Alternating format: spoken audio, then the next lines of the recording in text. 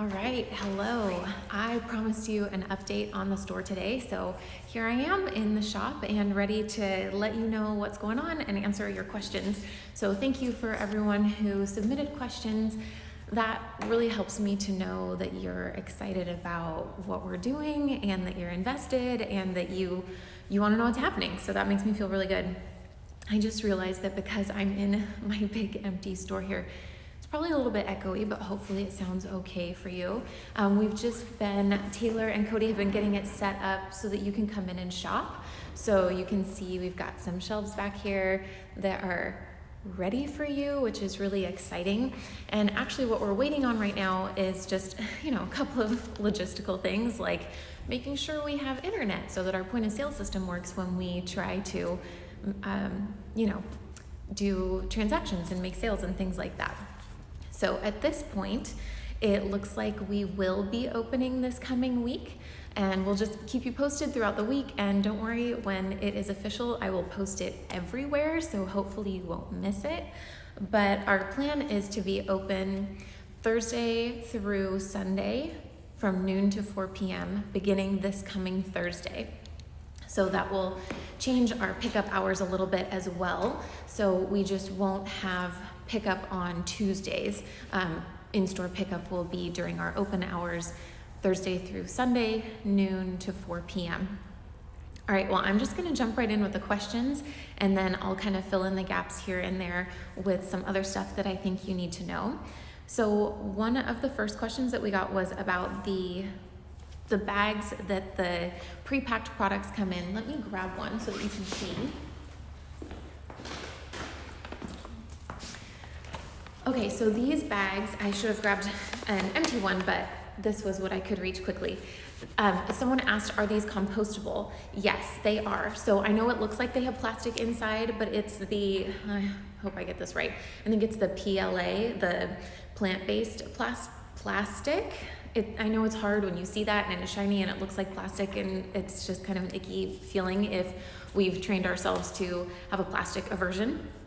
But they are compostable. The only thing is this part up at the top, this is a metal tie that's used to close the bag. So you do need to tear that off and either find a way to reuse it or dispose of it. And then the rest of it is compostable. So what I like to do is I use them to store my compost either on my kitchen counter or in my freezer, and then I can just put the whole thing into the compost bin when I'm done with it. But there are so many other ways that you can reuse them depending on what was inside before. This one is cornstarch, so I'm guessing it would be pretty powdery inside, but if you have one that had just beans or rice or something like that, then it's basically just going to be a clean bag that you can easily reuse for different purposes. So great question, and I especially appreciate that question because it reminds me that that's something that I need to be talking about all the time, because we constantly have people who are purchasing one of these pre-packed bags for the first time, and then they open it and they're like, what the heck kind of zero waste store is this with their plastic lined packaging? No, let me help you. It's okay. We actually, put a lot of time and thought into those bags and trying to source the right ones. And we actually had a scare with them where the representative at the company, I was just nervous about it. We'd already been using them for a while. And I was like, they're definitely compostable, right? I really don't want to be misleading anyone. Are they definitely compostable? She said, yeah, they have the stamp on the bottom, right? It's like, no, they don't. And then it was this whole thing where they thought they'd sent me the wrong ones, but actually what happened is they just weren't doing that anymore. They had changed the way that they were manufacturing them. And so we had a batch that didn't have the stamp on them, but we were able to get the certification to know that they were in fact the compostable bags. So that was good. Someone asked, when will the Ugly Duck razors be back in stock? And we have some. So the reason that you aren't seeing leaf razors on the website is because we don't have any of the new leaf razors. Leaf has had they've had high demand in the past year, which is really exciting, but 2020 definitely gave them some troubles in terms of just the supply that they needed. So we don't have any new leaf raisers, but if you're specifically looking for an ugly duck one, you can find one in store. I'm looking at them on the shelf right now. We do have some. And if you aren't able to come in, send us an email. We don't sell the ugly duck razors on our website. That's an agreement that we have with Leaf, but we are happy to supply you with them. And if it's a situation where you need to get it delivered or schedule it to be added to your pickup order, just send us an email and we'll take care of you. So I'm very happy to say we still have some because it's been a little tricky to keep those in stock. So fun to see all of you joining, especially like people who I haven't seen in a long time, like Lena and Christina. Thank you. Amazing. Good morning. Happy Sunday. Someone asked, when will curbside pickup be available? Curbside pickup is available. It's we've been doing it for a couple of weeks now here in Kirkland. So we aren't doing curbside pickup in Seattle. You can still get delivery in Seattle. I'm not sure how long we'll do that because I think the demand is pretty low right now. And obviously in terms of staying on mission and everything, we don't want to be wasting a trip to Seattle with, driving the car and carbon emissions and all of that for just 1 or 2 deliveries. So if that's an important service that you want to make sure keeps up, get your neighbors on board. So get your community to get in on that delivery thing. And maybe it ends up being a situation where we set it up by neighborhood and we only go to that area once a month or something like that, but you can get delivery on the east side or in Seattle while we're figuring out where that demand is. And then, just a second. I just apparently have a runny nose all of a sudden.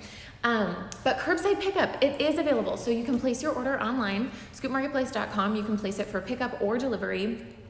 And we will have pickup this Tuesday between noon and 2. And then otherwise you can pick up during our regular open hours, which starting this Thursday will be Thursday through Sunday, noon to 4 p.m. And we will expand those hours as soon as we have a reason to.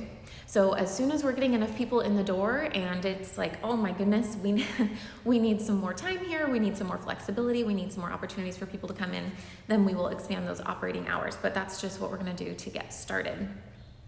And it should be pretty clear when you're placing your order on the website if you wanna do it for pickup or for delivery, but if you have any trouble, just let us know and we'll help you get sorted on that.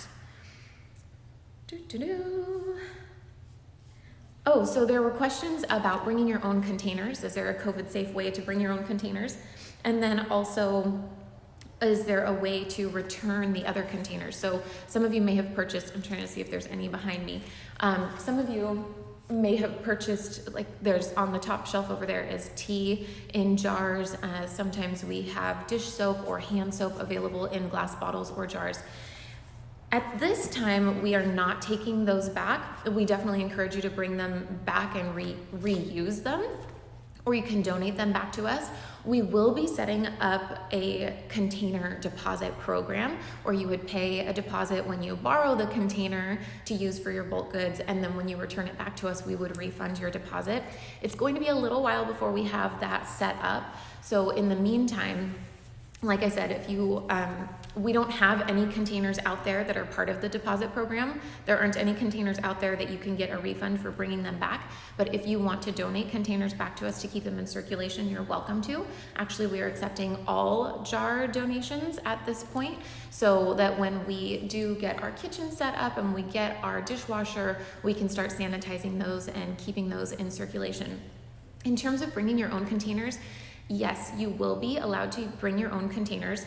However, there's going to be a limitation on that. So at this time, we are, thank you so much for that comment. I appreciate it. So I just want to say thank you for helping us invest in a circular economy. Absolutely. We're doing our best and making progress all the time.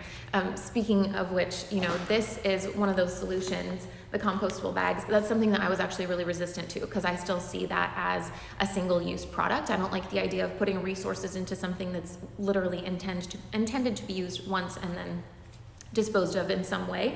Even if it's compostable, that still is resources going into something that's essentially single use. So we will be minimizing the use of those packages moving forward, the compostable ones.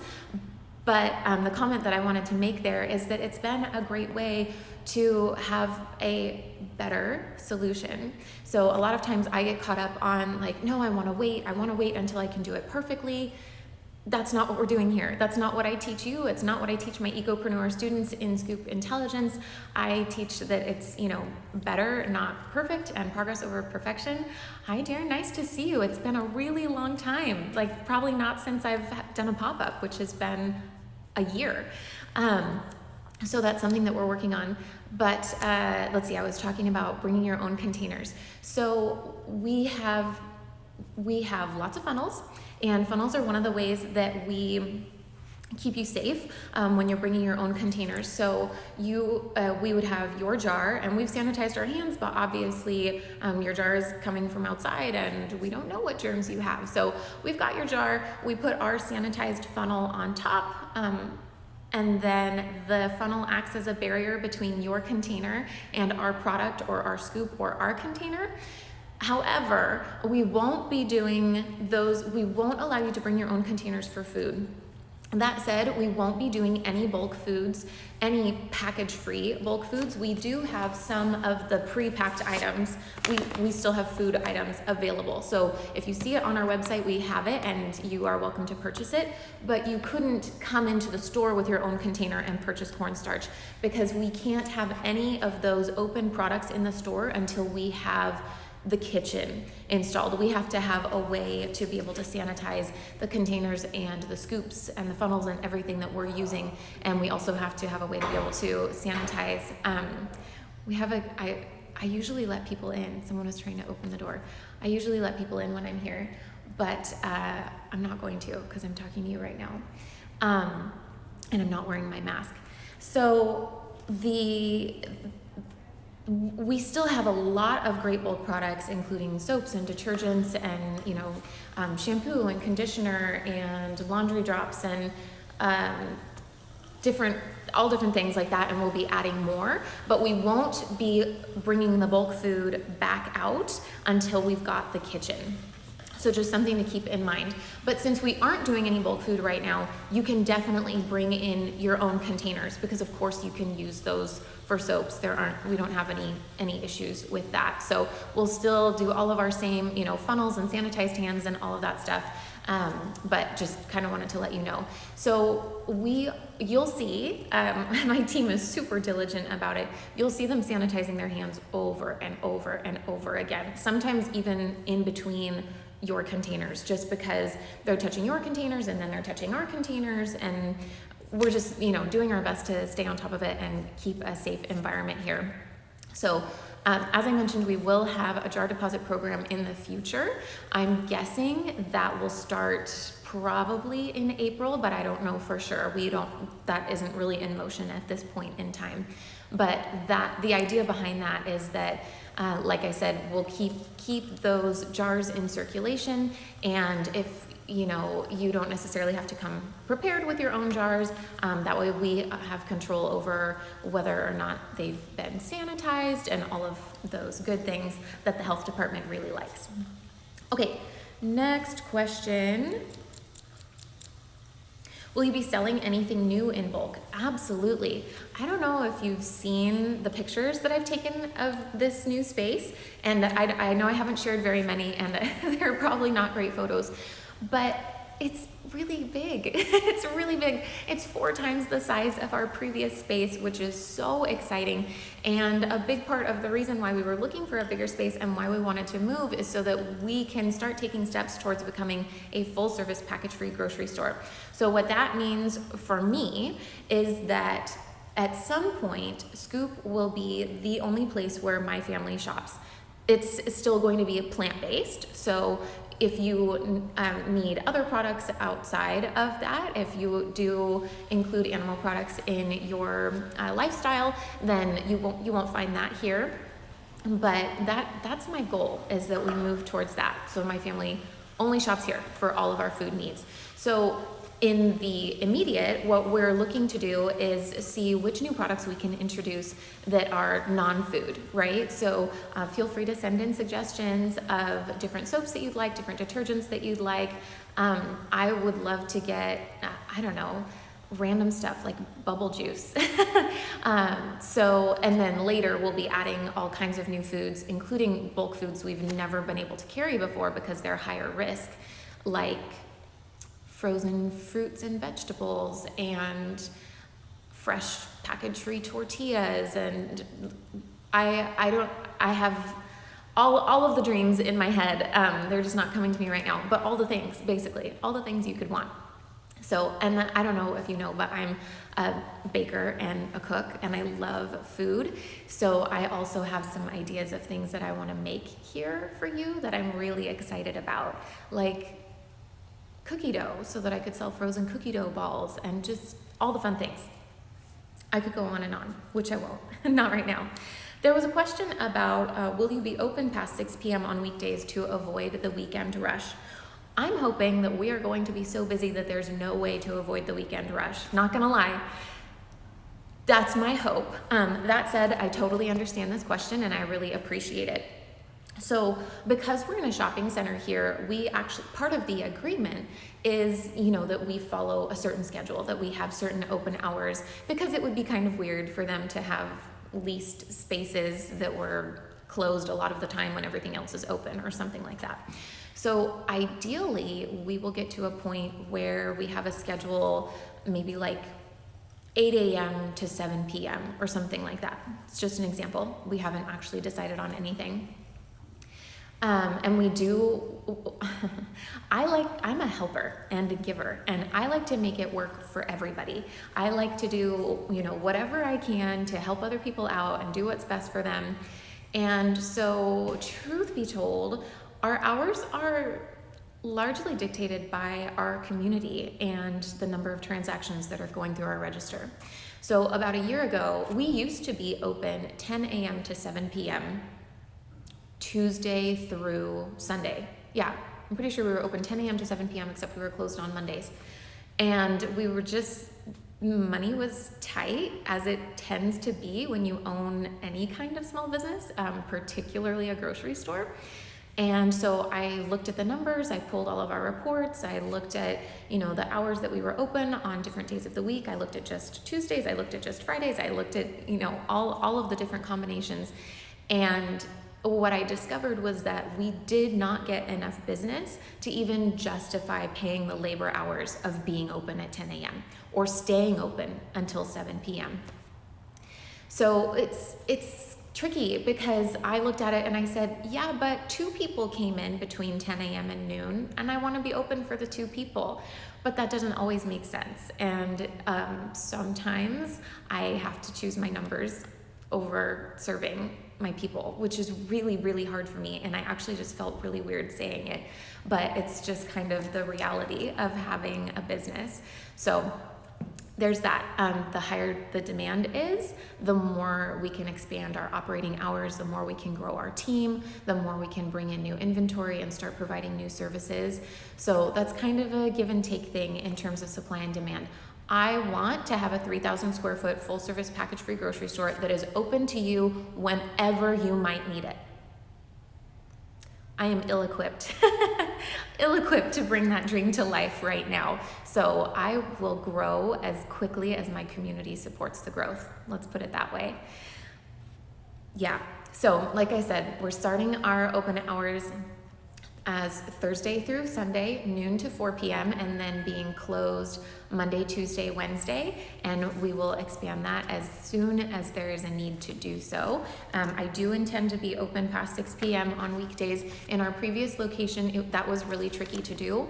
We especially have noticed that, once we get into October and it's getting dark early and often the weather's not as good, what we were finding in that space is that as soon as it was dark, no one was coming in.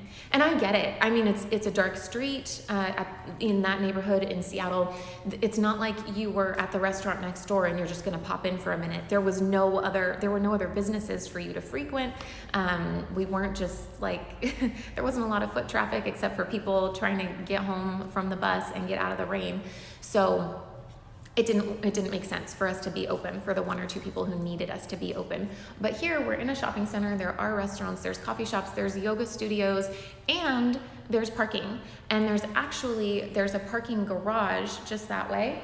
And the door is just like, if you turned left going out of our door, the door to the parking garage is just here. So you don't even have to get wet walking to your car. I'm like looking at the overhang of the eaves. I'm pretty sure you don't even have to get wet walking to your car. And that's a huge bonus. So that'll help us out a lot. Someone else asked, do I have to have a membership to buy certain products? Yes, right now we do have certain products that are exclusively available to our members only. Let me explain that a little bit. So those products are our large quantity bulk products. So that would be something like a 50-pound bag of flour, or a 25-pound bag of rice or beans or something like that. Or it might be half a gallon of maple syrup. And we used to have those items available on our website. In fact, we've probably had them available on our website since I created the e-commerce site back in March.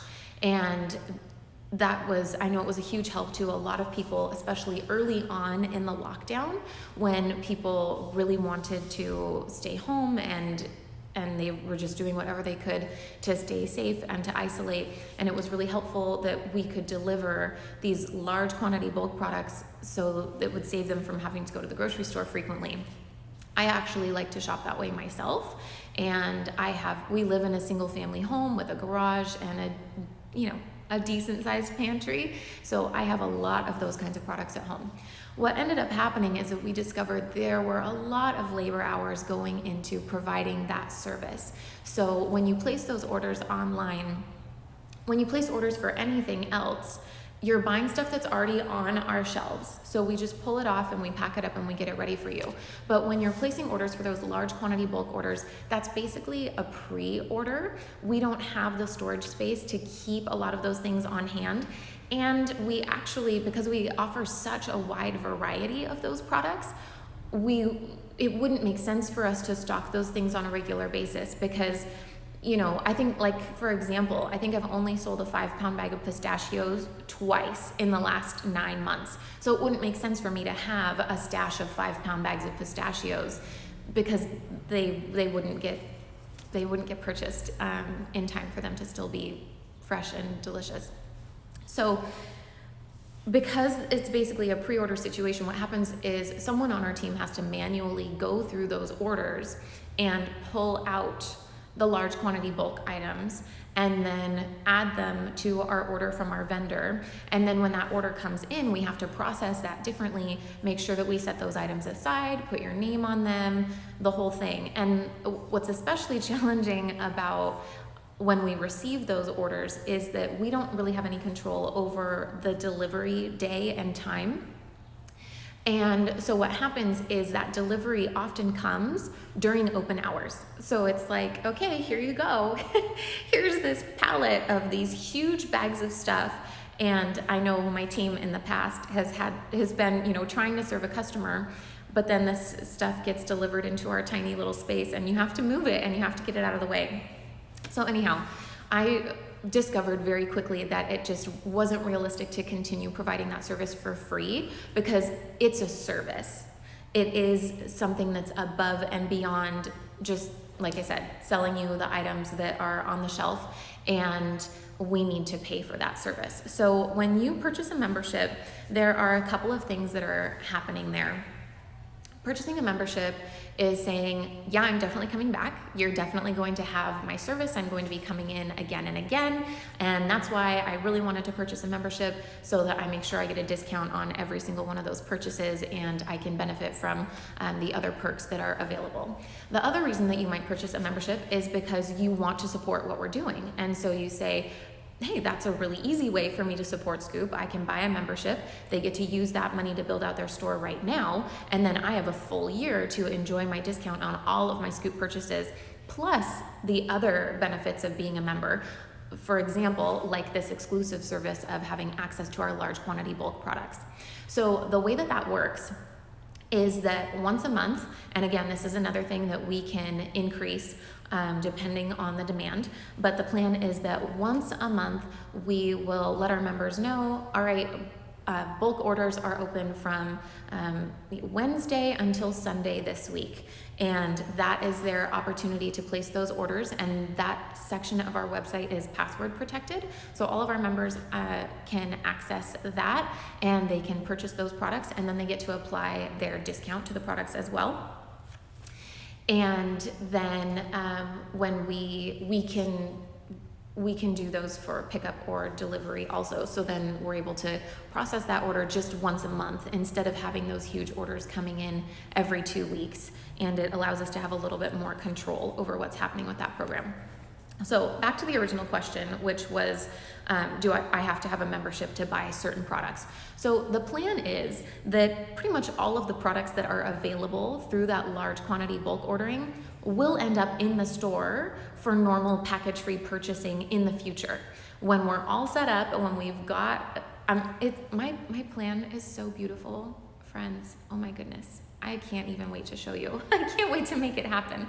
But when we do have beautiful shelves over here and the, deli counter and prepared foods right here and the kitchen over there, then we can bring in all of those bulk foods, and then it won't be that members are the only ones who have access to those products. Yes, members will still be the only ones who have access to the large quantity product. So for example, a half gallon of maple syrup in a returnable glass jug, but there would also be maple syrup available in bulk that you could purchase in any size container that we have here. So it's specifically the large quantity bulk purchasing that's an exclusive members only service. I hope that makes sense. Definitely feel free to follow up with me if you have any questions about that. And then it looks like the last question that we had of course, multiple people asked when we'd be opening. Thursday, as long as we get our internet set up. And honestly, I kind of have a feeling even if the internet installation falls through, I kind of have a feeling that my team is gonna make it happen so that we're open for you on Thursday anyway. Taylor and Cody have been working so hard in the store to get it ready for you. They've got all of these projects that we're working on, permits and signage and everything like that. And then of course, I know Jenny is still taking excellent care of each and every one of you inside of our info@scoopmarketplace.com inbox and managing all of your online orders. So we're ready for you. We're gonna make it happen. So this Thursday, the 21st, we plan to be open at noon. I will officially announce it once the internet has been installed, but let's just plan for that. And if you're concerned or if you haven't seen an official announcement, check in with me later. And I wouldn't have said that, and I wouldn't have actually said that publicly, except it was on our sign when I came in, so I felt like hopefully my team's okay with that. There was another question I wanted to go back to. Oh, there were some questions about the shop itself. So there were some questions about how would I describe the interior design style. That's an interesting question that I'm trying to figure out, how do I define our style? So in the Seattle location, we had basically hardware store shelves.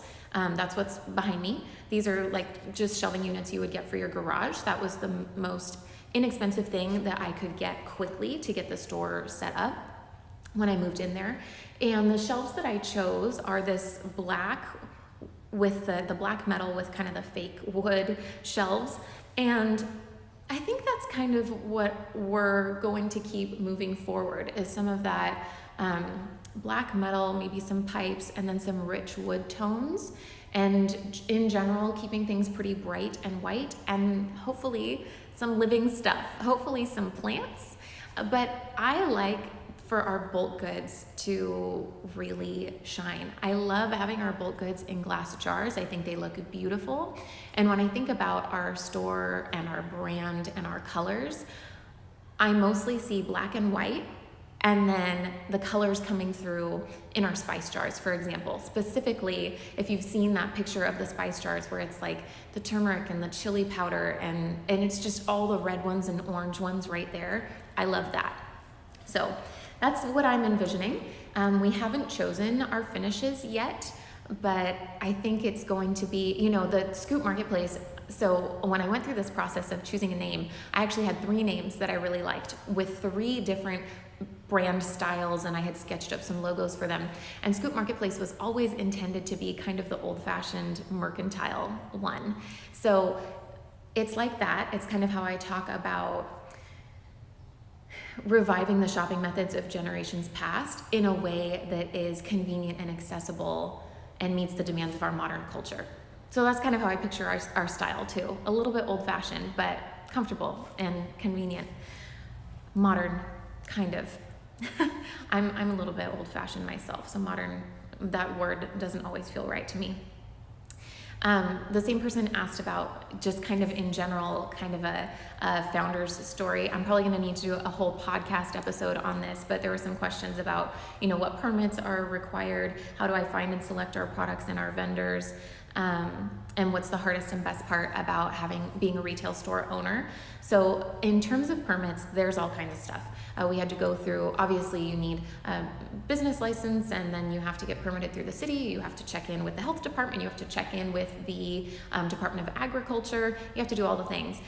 You might need a liquor license. You might need, even if so I had looked into borrowing someone else's kitchen for a little while.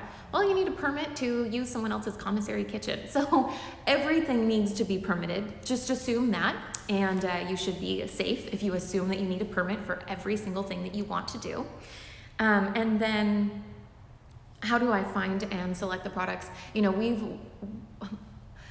It's been a process over time, but basically I have had to get really clear, and I have to keep coming back to it, get really clear on our brand values, and then put those values into action statements for myself so that we have a very clear system as a team for when we're looking at new products or looking at new vendors. We have a series of questions that we ask to make sure that we're staying within our values. And then the hardest part about having a retail store is the unpredictability. It's really challenging not actually having control over the sales and what's going to happen and how many people are going to come through the door. And it's one of the most frustrating things for me has been, people, this concept is always so well received. People are always really excited about it. Every time I've gone to pop-ups, people are thrilled to learn about the business. And then they say, I had no idea we had anything like this in this area. And I'm like, I know, but I talk about it all the time. How can I tell all the people? And so that is something that has been just a challenge. I do think in general, we have the capacity to have a significant impact in this community and open multiple locations and impact many other communities and increase our environmental impact. But it's really just that frustration of feeling like I can only grow so fast because there are so many other factors that are involved. Anyhow, that's obviously a story in and of itself.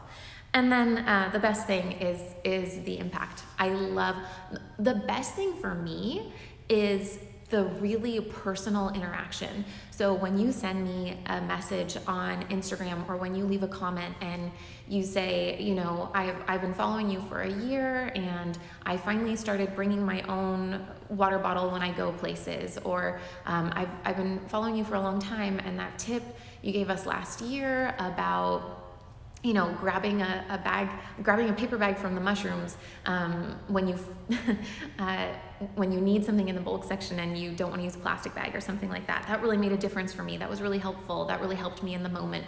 So those kinds of interactions, that is what really drives it home for me. And that's what's most rewarding. And that's where I see the impact, which is interesting because when I think about the impact, it's very grand and it's expansive, and we are, making a big difference and we're helping a lot of people. But what communicates the impact for me are those little notes, those little comments, those little messages, those little phone calls, whatever it is, those emails. So thank you. Thank you just for staying in touch and for letting us know the ways that we have impacted your life. I really, really appreciate it. And then Rachel asked, how can the community support the opening? Rachel, thank you so much for asking that question. I really appreciate it. There are many ways. First of all, you can spread the word. And you can do it in whatever way works best for you. You can especially let all of your Kirkland friends know that we're here, and show them our store and tell them how amazing it is. You can share our social media channels. You can send people to our website. You could purchase a gift for someone from our store and then tell them about all of the other amazing products we have that might add value to their lives. If you have a blog or a podcast, or if you write for a publication or anything like that, I love sharing our story. I love doing interviews. I actually love writing as well. And I am looking for any opportunity I can to get the word out. So definitely please reach out to me if there's a way that you want to help tell our story that we can work on together. And then secondly, supporting us financially is huge. I mean, one of the most basic things you can do for us right now is to keep shopping with us. Keep shopping with us. Come when we open our doors this week and shop with us online. And whatever shopping you were doing with us previously, I know that we can't fill your little spice jars right now and things like that, but we still have many, I would say most of the same products, because we pre-packed a lot of our inventory before we moved so that we would still have it available. So keep doing as much as possible. Keep doing your regular shopping with us, and tell your friends to do the same. And then purchasing a membership is definitely a huge way that you can support us. Like I mentioned previously, when you purchase a membership, we're able to use those funds immediately. We still need to raise a lot of money to transform this space. And that is really what's top of mind right now, is how do we get that money in so that we can serve you in the way that we have planned. So purchasing a membership is a great way to do that. And we do still have the crowdfunding campaign. I'm going to be making some updates to that as well. But if you just want to give some money to us in general, if you're going to purchase a membership, go ahead and do that through our website. That helps us to minimize the fees involved so that we can keep as much of that money as possible. But I've been considering, even just putting it kind of an itemized list on the crowdfunding campaign so that you can see exactly what we need to purchase in terms of equipment and what we're trying to do. So I realized I haven't even shared with you some of the drawings of our space, and I want to really help you get a sense of the vision of what we're building here, because I want you to feel part of it. When I first created Scoop Marketplace, I always intended for it to be a place where the community could come together and collaborate with one another to have a positive impact in our community and for our environment. And part of that means having the community, take some ownership and take some responsibility in building this.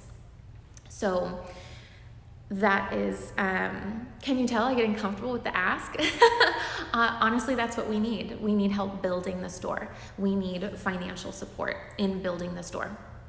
So thank you for asking that, and thank you, oh my goodness, thank you so much to everyone who has given. I was just so touched by all of the generous donations to our crowdfunding campaign, and so thrilled to see so many people investing in us in that way. So thank you. If you are a member, tell other people about it. Let them know, about the discount that you're getting, and some of the member exclusive services and things like that.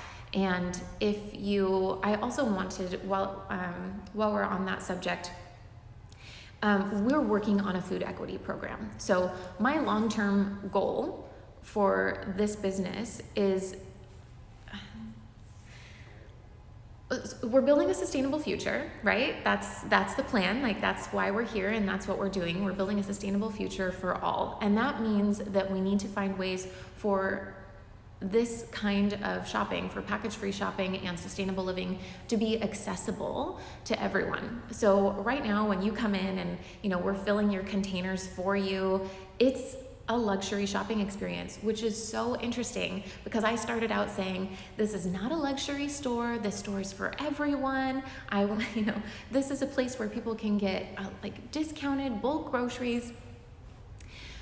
Yeah, and I'm a small business owner, and in order for my business to have that impact, it has to be financially healthy. It has to be financially secure. So right now, it is a luxury shopping experience, but we are working this year, not in the future, not in 2025. We are working right now to figure out how could we offer more equitable access to food, and how can we work with other local organizations who are already doing that work and providing those services. How can we work with them to further their missions and help them in the service that they're providing, instead of trying to reinvent the wheel, instead of trying to make it about us or make it about our program. So we have a food equity intern, Trisha, and Trisha reached out to me a long time ago. I don't even know how long it's been, but she is passionate and she's a hard worker, and I'm really excited about what the research that she's doing for us. So just know that that is part of our long-term plan. There are a lot of things when we talk about our values, when we talk about our mission, when we talk about our vision, I can see where there's disconnect between some of our value statements in terms of, we believe that food should be accessible to everyone, and then what you see in the store, because the fact of the matter is, being a small business, we don't have access to the capital that chain stores have, and we don't have the buying power or the negotiating power. So I'm actually paying more on the wholesale side. I am paying more to buy the groceries and sell them to you than the big store down the street. And actually, there isn't a big store down the street. If you're in Juanita, this is gonna be your store. This is going to be where you shop, because you have to drive all the way up the hill that way to get to QFC, or all the way over there to get to Fred Meyer, or that direction to get to PCC. So that's kind of exciting. Scoop is going to be the Juanita grocery store. But it's just something to keep in mind when you're supporting small businesses. We have higher overhead, and we have all of these crazy regulations and hoops that we have to jump through, and money to pay for licenses and permits and things like that. So I'm not complaining. It's just something that I didn't know. I wasn't fully aware of. I mean, you hear that script, like, oh, we need to support small businesses, and it's tough to be a small business owner.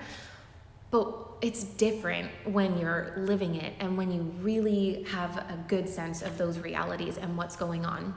So the fact is, I pay more for my flour, so I have to charge you more, or I'm going to lose money. So if you feel like there's disconnect there, or if that's something that you've ever been concerned about, why is this sometimes more expensive? I will say a lot of times it is less expensive. In fact, especially, a lot of our spices and things like that, people will come in and fill 9 or 12 jars, and then we ring them up and they go, oh, that's it? I was expecting it to be way more. And I love that. That is such a good feeling for me, because yes, absolutely. When you buy a little plastic spice bottle at the grocery store, you are paying a premium to get it in that little plastic single-use bottle. It's crazy. I mean, I did a lot of work on our prices last year, and I went and did some comparison shopping, and I can't think what it was. I think it was dried basil that was like $114 per, I can't remember, but it was when I went into the stores and looked at their prices.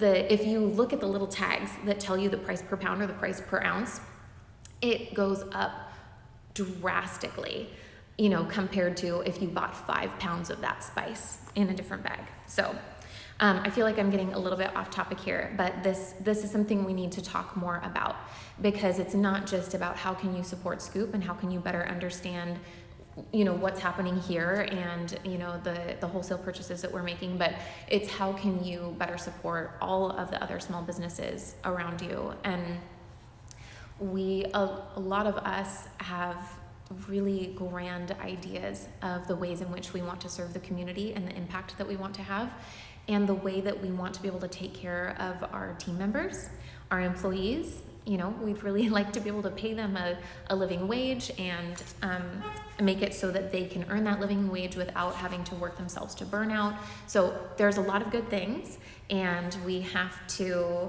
keep in mind that a lot of times choosing the more environmentally friendly option and being a conscious consumer means that you're going to have to pay for the service that goes along with that, or pay for the convenience of receiving that service.